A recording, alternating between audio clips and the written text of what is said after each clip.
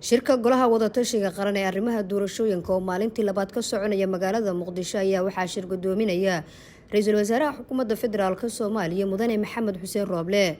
Shirka oo shalay furmay ayna ka qayb galeen dhammaan dowlad goboleedyada iyo gudoomiyaha gobolka Banaadir ayaa diiradda lagu saaraya dardargelinta doorashooyinka, hufnaanta sixitaanka waxyaabihii ka qaldamay doorashada, amniga iyo jaangoynta xilliga la soo gabagabeynayo doorashada xildhibaanada golaha shacabka.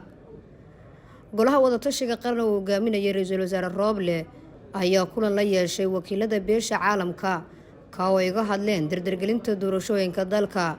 Ra'iisul wasaaraha xukuumadda federaalka Soomaaliya mudane Maxamed Xuseen Rooble ayaa sheegay inay ka go'an tahay in sida ugu dhaqsiyaha badan loo soo gabagabeeyo doorashada iyadoo la turxaan bixinayo toosinta wixii ka soo laabtay lalana tashanayo dhammaan dhinacyada ay khusayso sida midowga musharaxiinta, bulshada rayidka, haweenka iyo daneeyaasha kale ee doorashada, isagoo beesha caalamka uga mahad celiyay taageerada ku aadan dowlad-dhisidda Soomaaliya.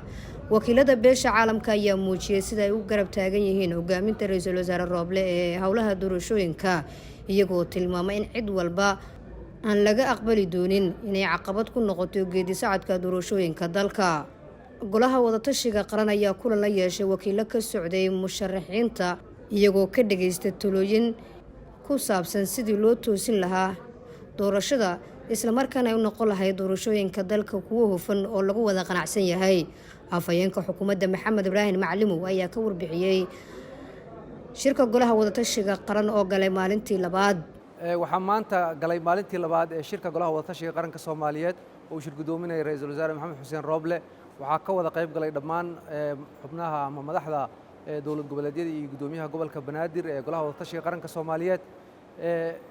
kulankoodaas ugu horeeyay saakay waxay sii wadeen ka hadalkii arrimaha doorashooyinka, kadib waxay kulamo kala duwan la qaateen qaybo ka mid ah bulshada caalamka oo markii hore ay la kulmeen. beesha caalamku waxay soo jeediyeen oo ay ka wada hadleen oo aragtidooda ay dhageysteen.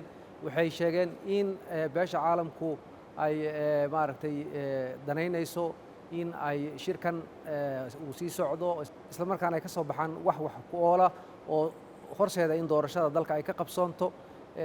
dhanka kale ra'iisul wasaaraha xukuumadda federaalka Soomaaliya oo shirkaas ka hadlay waxa uu uga mahad celiyay beesha caalamka taageeradooda iyo garab istaagooda, wuxuuna sheegay inay ka go'an tahay in doorashadu ay u dhacdo si degdega isla markaana ay noqoto mid lagu kalsoonaan karo oo dadku oo dhan ay ku wada qanacsan yihiin. arrintaasna ay hadda u fadhiyaan.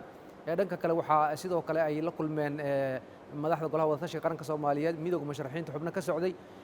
dhammaan shirkaasna waxa uu ahaa mid maaragtay albaabada u xirnaayeen oo si hoose looga wada hadlayay arrimaha ay walaaca ka qabeen ee la xiriira doorashada. si wanaagsan ayuuna shirkaasi ku soo dhammaaday, waxaana labada dhinacba ay si furan isu weydaarsadeen walaaca ay qabaan iyo waxyaabaha xalka u noqon kara. waxaana rajaynaynaa in shirarka la leeyahay qaybaha kala duwan ee bulshada sida bulshada rayidka iyo dadka Soomaaliyeedba ay sii socon doonaan, shirkuna uu socon doono. Nasr Bashiir Cali, warbaahinta qaranka magaalada Muqdisho.